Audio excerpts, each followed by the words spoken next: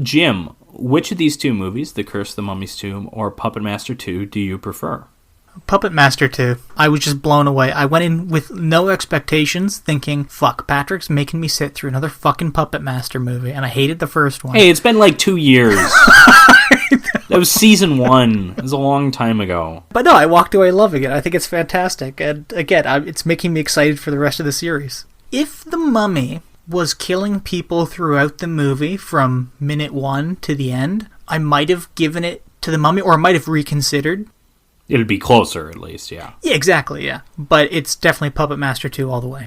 How about you? For me, it's easily Puppet Master 2. You definitely enjoyed The Curse of the Mummy's Tomb more than I did, it sounds like, but I think I'm looking at a complete overhaul of that movie to make me like it more than Puppet Master 2. Puppet Master 2, I was like on board from minute 1. I thought that opening scene with the puppets reviving Toulon was so neat. Yeah. I thought just about everything else after that was really entertaining. I was interested. I liked the scenes with Toulon creeping on her and cutting in on the dancing and like even stuff like that. Curse of the Mummy's Tomb, not a bad film, but really a hard one to get excited about, I think. And I agree. Puppet Master 2, in theory, is a hard film to get excited about, but then you actually see it and it's like, oh yeah, this is awesome. I know. Awesome. Awesome with an asterisk on it, maybe, but it's awesome. Yeah, awesome with an asterisk. Hey, if we start making merch, can we get a shirt that's just awesome with an asterisk on the end? Sure, you keep mentioning the shirts. You need to get on that if you're that interested, because I don't know.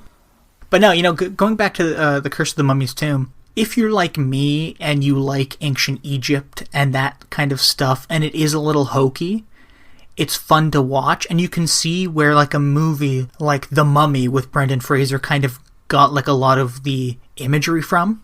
Like when you have stuff on the boat, when you just have like the mummy in that dark, dank alleyway killing King, it's very reminiscent of that 1999 movie.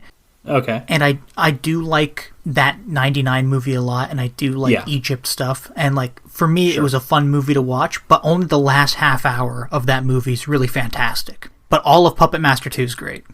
And I guess I that last half hour is good. I didn't think it was fantastic. I think it was the big difference between you and me with The Curse of the Mummy's Tomb.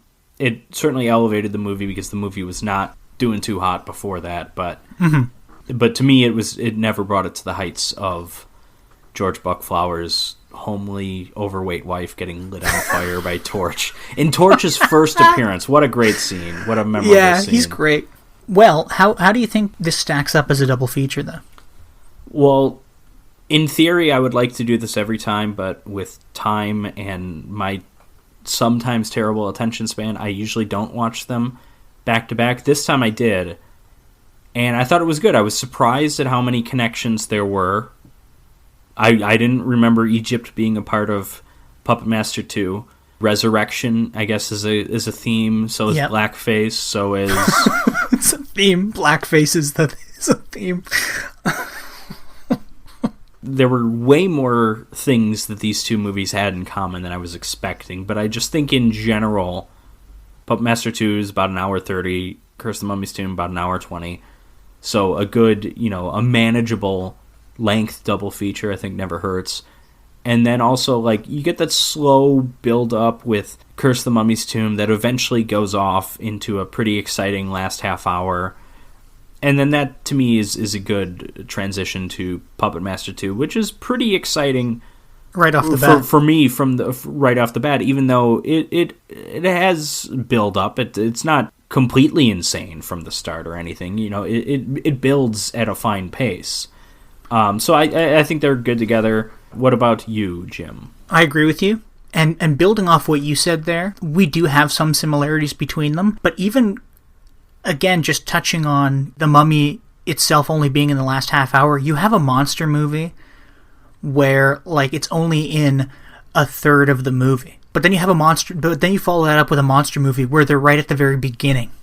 Like in the first scene, essentially. When you get a variety of monsters, too. Well, exactly. And in both films, you kind of... Sorry to cut you off, but in both films, you have the monsters are kind of doing someone else's bidding. Mm-hmm.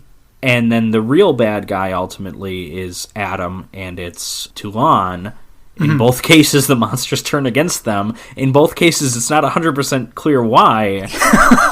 Exactly, yeah. But I do like the variety of monster. You get a guy that's got knives and hooks for hands. You've got a woman that spits out leeches, even though she doesn't do that in this movie for whatever reason. Yeah. You get a flamethrower arm monster. You get creepy disfigured face monster who dresses like the Invisible Man for a long period of time. And then you get puppet jester with the multiple faces who doesn't really do anything either, but he's always fun to look at. Well, and I also like the idea that in The Mummy, or The Curse of the Mummy's Tomb, pardon me, we have this like half-assed, half-fleshed-out love story, and then we transition to a movie with like a really beautiful and romantic and passionate love story in it. Beautiful's a bit strong, but sure. Passionate love story in it. But then they also throw in the classic B-movie stuff with Wanda and Lance, which is just, there's no substance to that relationship. They just flirt.